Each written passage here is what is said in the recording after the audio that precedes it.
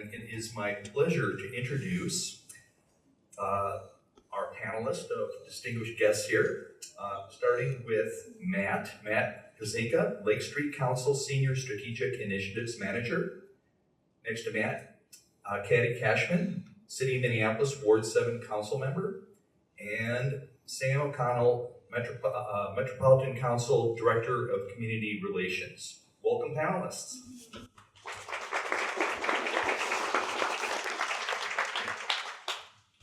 So we've selected a number of questions, and we'll go through that and then provide an opportunity for our panelists to answer the questions.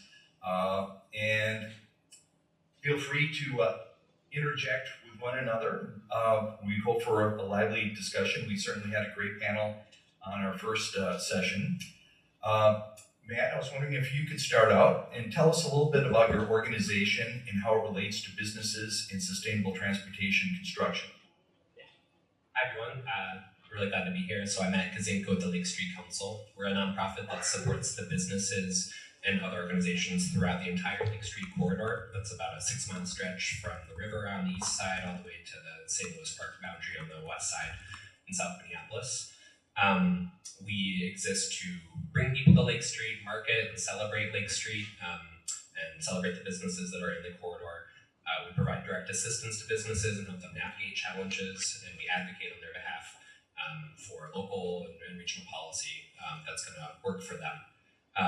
In terms of transportation isn't in our mission, but people need to get to Lake Street to support the businesses. They need to be able to reach their businesses, and we have taken a role in advocating for transportation solutions and investments that will make it still easy and convenient for people to drive and park at businesses, but also to get there safely by bike, by foot, by transit, and push for more effective systems that may give you all the options to get to your favorite Lake Street destination.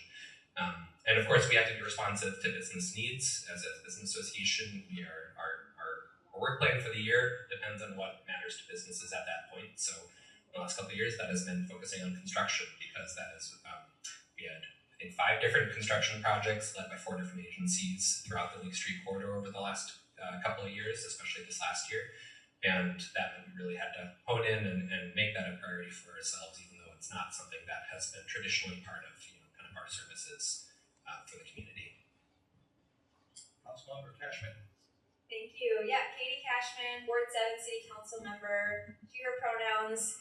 My role in this is overseeing and providing some level of accountability over the city's Public Works Department, as well as the city's Community Planning and Economic Development Department. So I chair the Climate and Infrastructure Committee at the city, which means all the public works projects come through the council for approval, as well as all the budget negotiations come through council for approval and oversight. I also serve on the BIZ committee, so Business, Housing, and Zoning Committee at the city, which is the committee that the CPED department reports to. And I also represent a community. I represent Hennepin Avenue from downtown into uptown. And Hennepin Avenue, as you know, is undergoing a big reconstruction project led by the city. And so I serve as a bridge between the residents of Hennepin Avenue, the businesses of Hennepin Avenue, and the city as an institution. And it's been really interesting this year learning from that project and learning from the business owners about how the city can better serve them during times of reconstruction. So I'm excited to talk about that today, what I've learned and what we can improve on. Sam O'Connell. Thank you, and good morning. So Sam O'Connell from the Met Council, sometimes known as the evil urban overlords, and probably the reason why most of us are here today. We have a lot of transportation projects going on specifically. We'll talk about that a little bit more, but the council also, and one of the areas that you might also interact with us is our wastewater. So when we are digging up pipes, when we are improving the wastewater system, you may also be working with us in that framework as well. We have a board of 17 council members that are appointed by the governor, and really they are to look into that vision that we talked a little bit about, kind of think about that on the 7-county realm and what is the best thing. we believe transit, which is one of our divisions, and is one of those things as well. So we're happy to be part of this region's vision and bringing this infrastructure. We're also very happy to be a part of this discussion because it doesn't come with some pain and some challenges. And we want to be here. So I also just want to recognize sort of basically this table over here of Metro Transit folks. Many of them might look familiar to you. If you don't know them, please get to know them because they are working on a lot of these lines that we're building. Metro Transit used to do one mega project every 10 years. We're now basically doing one mega project almost every 18 months. So it does feel like it's been building to the good, but obviously, clearly, we have to work through some issues as well. So happy to be here. Our panel will do justice to the previous panel because I think we learned so much there, and looking forward to the conversation. I don't know about the evil overlord part, but I appreciate the answers. Can you please describe some of the initiatives that your organization provides for small businesses during the construction period? We can start with Matt. Sure. Yeah, so stepping into all this construction happening around Lake Street, we saw two ways that we could be supportive during this time: information sharing and marketing. So on information sharing, we kind of set out to be as familiar as we could be about everything that's going on Lake Street.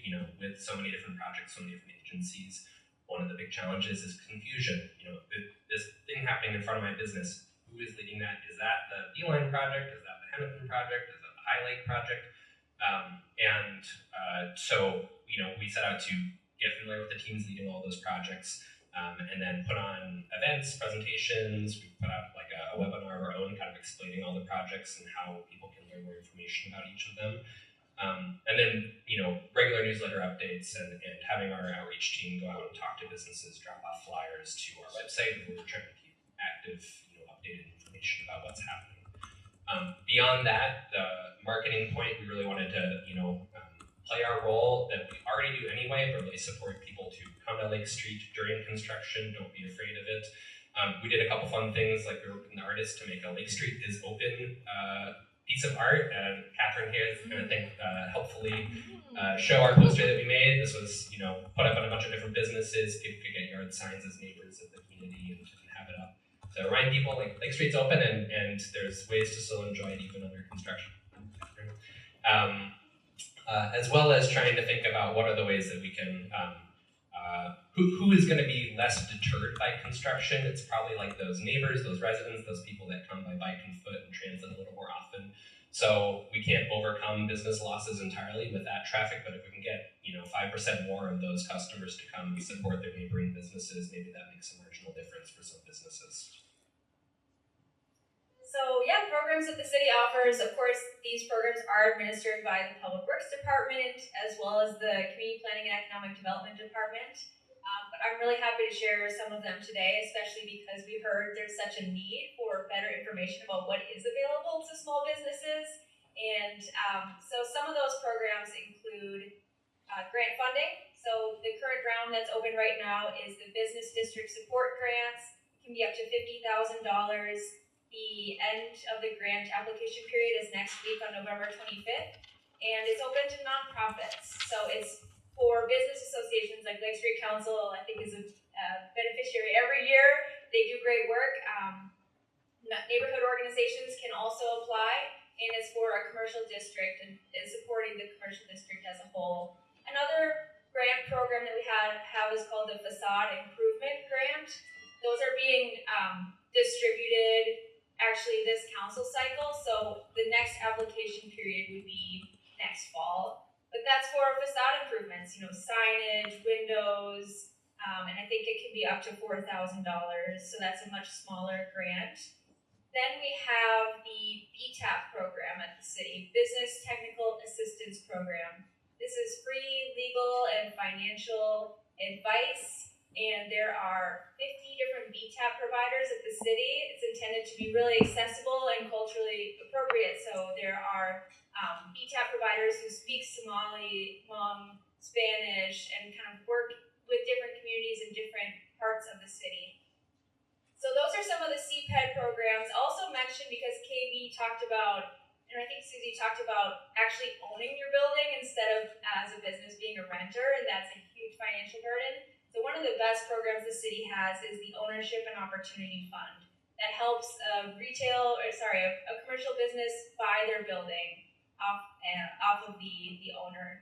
And I think that will make a big difference for local businesses being viable into the long term. So those are CPED programs that I wanted to mention. And then as far as public works support, what I've seen on Hennepin Avenue be successful this year, and of course there's always room for improvement, it's a weekly stakeholder meeting on Fridays at 10 a.m. that Public Works hosts, just an open meeting that anyone who has confusion about what construction is going on that week can attend and talk to the professionals. And they're also doing a weekly email summary and review of what's coming up in the next 3 weeks, the detour plans and graphs, etc. So that's kind of the baseline of where we're at with the city in terms of programs that we have. Yeah, great, thank you. For the Met Council, I'm going to go right into nuts and bolts because I know our time is a little limited. So what should you be expecting from us as we go into construction? I will tell you, in how many years of doing this, there are so many property owners that don't even know we're doing something until the cones start coming out. And we're like, we've been talking about this for decades. How did we miss you? So I think one of the questions or a piece that we could get to is how can we not have those moments and work behind that, work together so we're not having those moments. So what you should be expecting out of us as we are developing these projects, communication, the biggest thing, that's the best thing. We've got information, how can we get it to you in the most transparent and quick way? So there's different ways for us to do that, but each line, like the E line is going to be different than maybe the blue line extension. So we need to get to that level of granularity so we can understand that as well. We have our teams, we have staff that is their job to be communicating this with you. And particularly for construction, they would love to be sitting down with you. We talked a little bit about this. How do we get ready for it? They're going to be able to outline, here's sort of the big milestones, right? This is what we're trying to do. How do you get your deliveries? When is your garbage pickup day? How do your employees get here? Do you have a social media presence? Those are the inventory pieces that's really helpful to get our job done, because then we can maximize, we can help coordinate, we can share information as well. So if you don't have somebody like that, you should, and make sure we're connecting you. Dan Pfeiffer, we make maps. We're pretty good at making maps. So like if you need a map to tell or share that out more broadly to your customer base or to your employees, let's do that. I mean, those are the tangibles that we could really offer in kind of nuts and bolts as well. And just kind of maybe one thing on that, and John, we love working with our other partners, whether it's the county, the cities, all of our property owners for many years, they've said, get in and then get the H out, right? Like just close it down if you have to, but the truth really happens when we actually open up the roadway.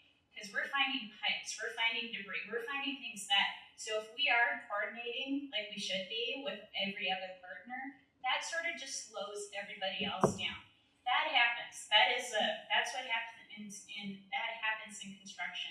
We also need to be communicating that to you, so you're not left wondering what's going on. If there's a big hole in the road and I don't see people working. So I just wanted to kind of get a little bit to that nuts and bolts piece. And again, we have a team that's here that really want to connect with everybody on that. Thank you.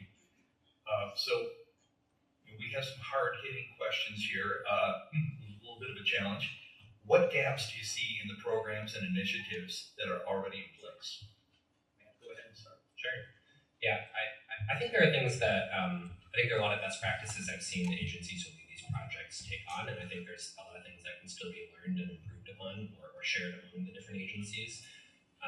One, I think, there is more, I think there's room for the public works parts of agencies and the economic development parts of agencies to work together hand in hand around construction. Councilmember Cashman talked about the really, I think, very helpful programs that exist to support businesses in Minneapolis. And I would love to see those programs boosted with a focus on construction areas so that those areas that are undergoing construction for a year, 2 or 3, that there's more investment made in those neighborhoods when that's happening. I would also love to see, I think there's best practices around communications, how agencies do engagement, working with so many different agencies in our neighborhood this year. Saw, some doing the bare minimum and some really going beyond, what I've seen before to make sure that businesses know things like, doing multilingual outreach, not just at the start of the project, but like throughout the project as changes are happening. Traffic's going to shift from this side of the street to that side of the street on this date. So let's get out there the week before and make sure people know about that. Or the multiple different ways that people learn about information. And the last thing I'll say is it was really helpful for us, just to shout out one project, the Beeline project on Lake Street, the main thing on Lake Street this year. We were in, Lake Street Council was invited into the construction coordination meetings. So not the public meetings, the coffee hours, but what's happening with the agencies, how's the contractor, like what's happening on this corner, that corner, that corner. And just being a listener in that let me be a better advocate for business needs throughout the season, as well as let me raise concerns that I was hearing from businesses to the people who could solve those concerns. So bringing community partners into the process, not just on the back end or a simple meeting, but kind of like partners in implementing the project, I think makes a big difference. Yeah, absolutely. I agree with a lot of what you said, Matt. I think that when it comes to communicating the programs that we have, we aren't getting the word out nearly enough. And I also think that the focus of these programs that I mentioned, and I did forget one, which is a 3% interest loan as well. But how do we focus those towards the areas of reconstruction and not just have them be citywide programs that happen every single year? Because we do have a finite budget. We are actually in a budget deficit right now in the city, so we don't have unlimited funds. So how can we focus for impact?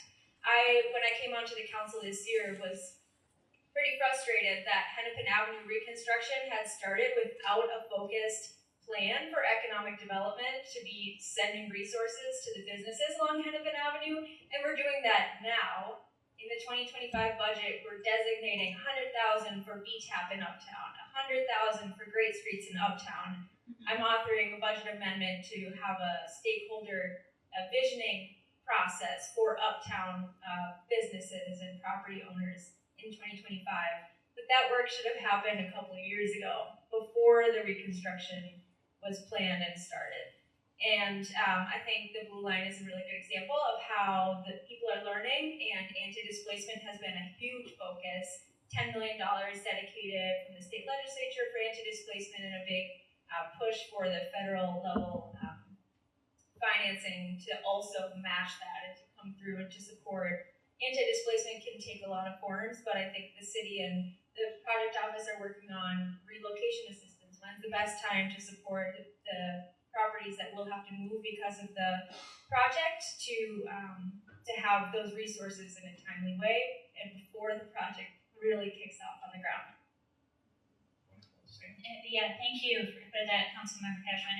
The anti-displacement work, or the flip side, the wealth building, it needs to occur during construction, before construction, during construction. We heard thriving through construction, that is our goal. And then afterwards, which again, kind of not to lean too heavy into it, but what is the vision? What is the vision of a community after a major investment has been put in place, and how does that align with the community's thoughts about itself and how it's going to continue to thrive? I think one glaring example of an area that we definitely have a gap at the council, and we don't have an open for business campaign. We just don't. That's just not a tool that's readily available in our toolbox right now. We can still be a convener and facilitator, because sometimes those solutions lay outside of us. So how can we bring everybody to the table?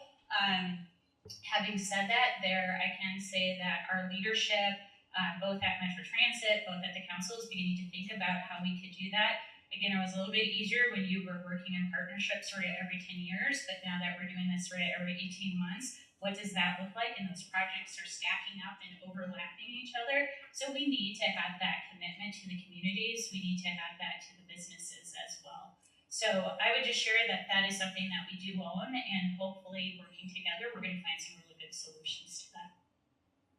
Wonderful. We've got one last question here. What have you found to be effective?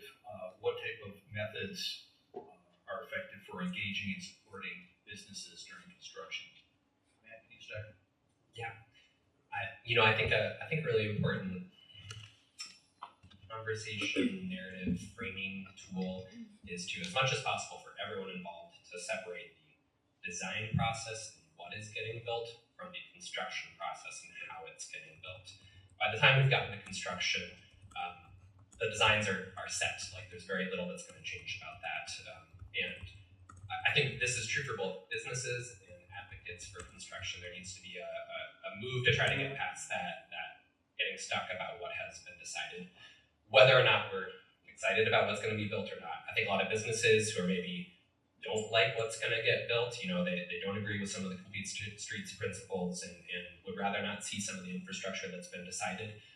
They just sort of have like a out of hell with it mentality about like this project. They're really frustrated about it, and often for very authentic and good reasons. But when we get to construction, they may give up some of their agency if they say, I don't want to be involved in this because I'm mad about this thing that's getting built. And there is still some agency they can have in determining how things get built, how it's going to impact them right in front of their business, their what happens outside their door, and the way that they coordinate and express their needs to the contractors. So we don't want them to give up that agency. It has to be, we're in construction, we have to focus on, thriving would be great, we have to at least survive. And that's going to take us to work on what's happening, work together on solving this.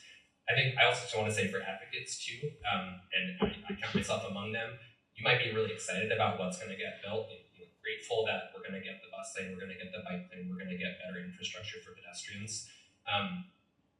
That's great, you can be excited about that. You also still have to remember that the construction year is going to be really tough, the 2 years or whatever. And don't let your excitement about what's getting built reduce your ability to have empathy and listening and for concerns for businesses that are going through a tough time. I struggled with this myself when I advocated for Beeline for so long, and when it started last year, the first few conversations I had with business owners who were concerned about construction, I had a block in my head because I was, the bus, we need the bus, it's going to be good. And I couldn't hear those concerns, and I had to kind of work through that and get better at listening to, no, this is construction, we need to work together to get through it. And even if I think what's being constructed is good and what you think what's being constructed is bad, we can agree that construction is going to stink and we have to work together to get through it, to support these businesses through tough times, even if they are publicly expressing things that might make us upset because they disagree with our viewpoint. Let's work together and get through it. Absolutely. I think we have to manage the needs of the future as well as the needs of the present. And the future involves these conversations about climate change. How are we going to transform our transportation system to address climate change? Equity and a growing population. How are we going to support more density? These are big picture ideas that we're addressing through the Met Council's regional planning for 2050. We're on it, but then there's also the needs of the present. That every day, the business who calls me and says, my access is blocked. There's a vehicle in front of my customers can't get in. And our systems, our groups, our jurisdictions need to be responsive to both the future and the present. I think that on Hennepin Avenue, Public Works has done a good job of segmenting the project. It's 2 blocks at a time, so Lagoon to 28th is about to wrap up next week, and then it'll move on and going northbound on Hennepin. And I think that's helped to maintain flows for the businesses. And they've kept access open to all the businesses, which is really good. And there are those everyday instances of trucks being in the way. And what I appreciate is the project managers on staff being here's my cell, call me anytime. And I literally do. I call them and I say, you need to get there right now and you need to open up access. And they're super good about getting there and addressing that. I also think that they've done a good job with traffic calming on the detour streets because Hennepin's close, so cars are going to Humboldt and Irving, and people live on Humboldt and Irving and they don't want 40-mile-an-hour cars racing through, so they've put out chicanes and new trying out different designs to slow that traffic down and make sure that people aren't getting hit. And yeah, I think that those are some of the learnings from the Hennepin Avenue project. I'm really interested in this bus marketing idea that came up. I think it's a really good idea to market local businesses on our buses so that we can reduce this barrier between like transportation solutions and business solutions and not have those be at odds with one another. And kind of on the back end or forefront of things that might not be as visible is us as owner operator or the project partner, making sure that our contractors are understanding that, and so making sure that our contractors are really out there and hearing the same thing and understanding the concerns, and that when something isn't working right, that we know about it and we're able to be literally in the field and help remedy that as well. So I think we're learning to do that better, kind of build that back into our systems as we let projects, as we understand how important business communication is and support. So we're building that into that. So I think we're evolving and understanding that as well. And as if we look at the whole arc of businesses, I just also want to bring to the fact that the construction piece is also supporting local businesses as well. We have a disadvantaged business enterprise program, and I'm going to kind of highlight the Green Line extension. By the time that project is done and open in 2027, there's probably about $300 million that have gone to local businesses as part of that project. So, there is definitely advocacy there as well. So, as we think about these conversations, let's also ensure that we're including some of those folks too. Wonderful. We are going to go into our Q&A, so get ready with your questions. In the meantime, I'd like to thank our panelists.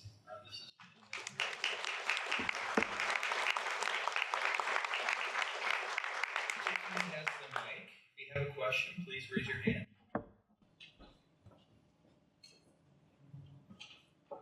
Hello, my name is John Tompkins. I'm with one of the sponsor corporations here at HETB.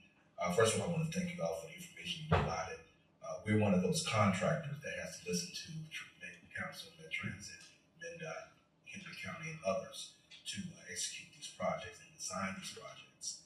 And one of the things I was going to ask the group here is that as we're doing this, and actually one of the reasons why I'm here is to better understand those impacts and be able to build a team of small businesses, DBEs, and others that can support the project from a community perspective.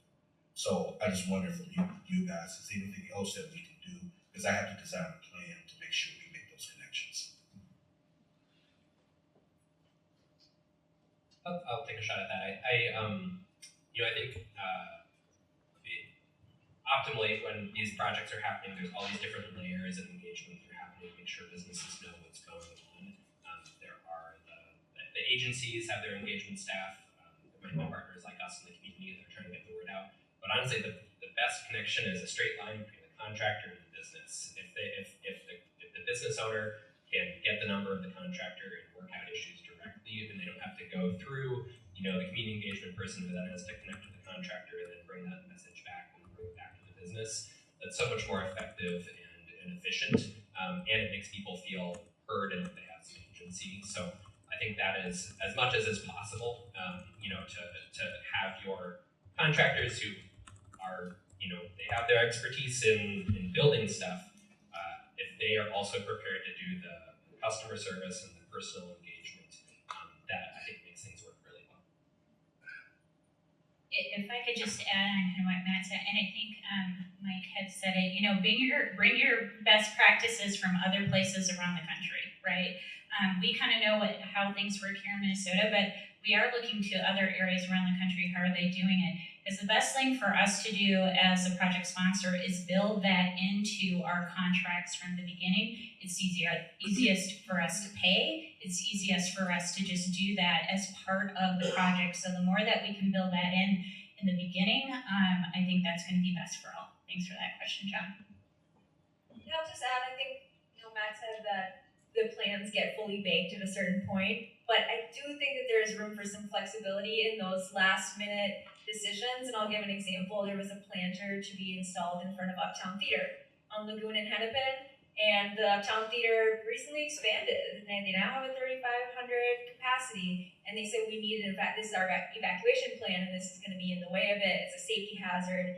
And the project team involving the contractor, and they were like, sure, we'll find a way to move this. And they were able to move it 15 feet down. And that flexibility made that business owner feel heard and respected, and action was taken there. So I think that just, being able to remain a little bit flexible during the construction to meet those needs. First, thank you to the panelists. So grateful to you all for being here, for your thoughtfulness. As a business owner, appreciate this entire event so much, and everyone who put it on and came to hear and to bring thoughts and solutions. My question is just about, as a business owner, like, what is the best way for us to get involved and be part of the conversation about these redesigns? I'm biased as a bike shop owner. I'm very excited about seeing multimodal transit and also having seen how it affected all our businesses to have cars move one way to bring transit here. So that's my passion, but just for our neighbors too, who have many thoughts and interests about this, and we meet with weekly. We would all love to know, like, when is the best time? Who do we talk to? What's the best way to be part of the conversation? Thank you. I can maybe start a little bit on kind of the project side of things early and often, right? I mean, because we go through design and engineering, that may take 2 to 5 years, right? And then we have construction and then all that. So it's going to feel like a slog. So I don't want to back away from that, but it is early on, and it is working in community, and it's working in alliance with other associations, business associations, neighborhood associations. We want to encapsulate the vision and dream and desires that you have for your communities. Best time to do that is early, when we're doing that design and engineering. Because as we heard, even though we can still have flexibility, when we kind of get funding and we get all the permits and all the approvals, we're going. Like, we're gonna have to move pretty quickly. So it's gonna feel like hurry up and wait, and maybe wait and wait again. Some of these projects are taking 20, 30 years to develop. So stay with us, stay connected with us. There's gonna be a little bit of frustration because of that. But I would just say that our design and engineering is when our ears and minds and hearts are open the most, and that's really when we can receive your really good ideas. I'll just add from the city side, and I know your projects are so much bigger. The Green Line extension is obviously one of the biggest and longest projects in recent years.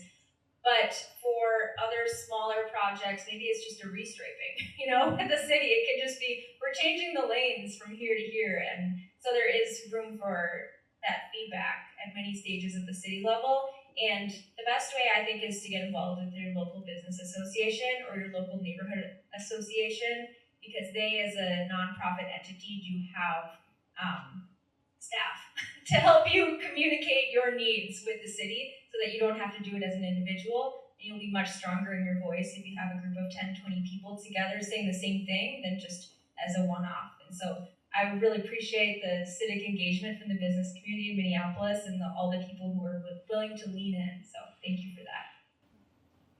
Yeah, I think there's a lot of power in collective action and businesses getting together and figuring out what they need collectively and sharing that message. I also think it's really important for businesses to think to really articulate their very individual circumstances and how they use the curb in front of their building and the current design, what their needs are, how their customers come to them. Do surveys of your customers to find out really like how do they get to your business, and bring some data, bring some observations, and request the meeting with the project manager just about you and your business. What are your needs? Express those. And in reality, a new design may not be able to meet all of those needs in the current way that you currently meet those needs. But I think it's important that you ask, how can the new design meet the needs that I have currently, even if it's not exactly the same way that I currently use the streets? So what accommodations are you making around the corner for me or down the block for me?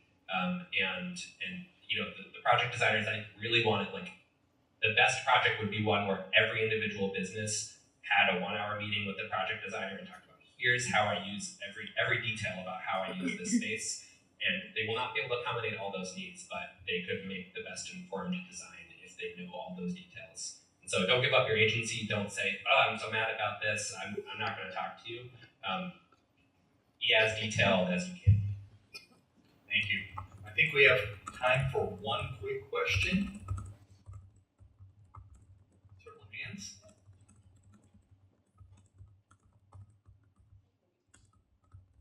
I'll try to make this quick. So there's been a lot of talk about vision today, and I know people are wearing various hats, and there are various physical constraints to city policy and council policy. In just visioning, taking off those hats, what would you love to be able to do for small businesses during a project? And it's not a commitment, but like, what can you vision in an indefinite future? I can start on this one. I would love to have the Ownership and Opportunity Fund be one of the biggest programs at the city so that business owners can buy their buildings. I think it would have, during reconstruction projects and beyond, I think it would have such a ripple effect into our local economy being owned by our local businesses. I don't know if you knew this, but a lot of the buildings downtown and across the city are owned by out-of-state, sometimes out-of-country investors. Where does that investment come back to us? And so supporting our local business community and buying their buildings, I think would have just an astronomical impact. I also think it would be great if business owners who don't own their buildings could be on special service districts. Special service districts decide how to spend their money on streetlights and holiday lights and trash pickup and other things along business corridors. And if you don't own your building, you're not eligible to be in those positions. So it really disadvantages small and local businesses who don't own their buildings. I think that would make a big difference.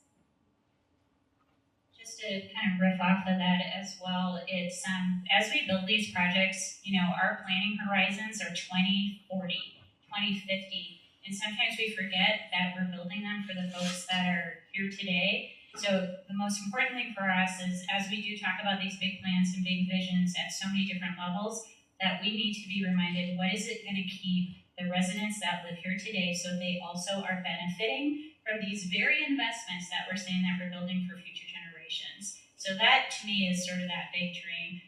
Is it going to take money? Yes, it's going to take so many things, but I think the solution in that is working together.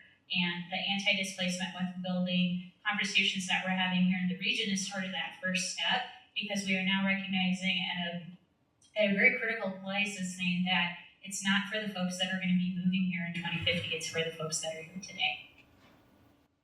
I'll just highlight a relatively small thing, but I think meaningful, and came from the last panel. I think Seth from Recovery mentioned this. We have this challenge in the way we pay for these projects, the sort of 1-2 punch of construction's happening, and also you have to pay a big chunk of it this year. And if we could think of ways we can reform that a little bit to work better for let businesses get some of the benefits of construction being done and being hopefully better, and bringing more people to the business before they really have to take on some of those burdens, I think that could really be helpful. I like that solution. Well, thank you very much, Katie, Sam, and Matt. Your insights and expertise is wonderful to be able to share that with everybody. We are done with our Q&A. We have an engaging session. We're going to start right now with Catherine. And please stick around.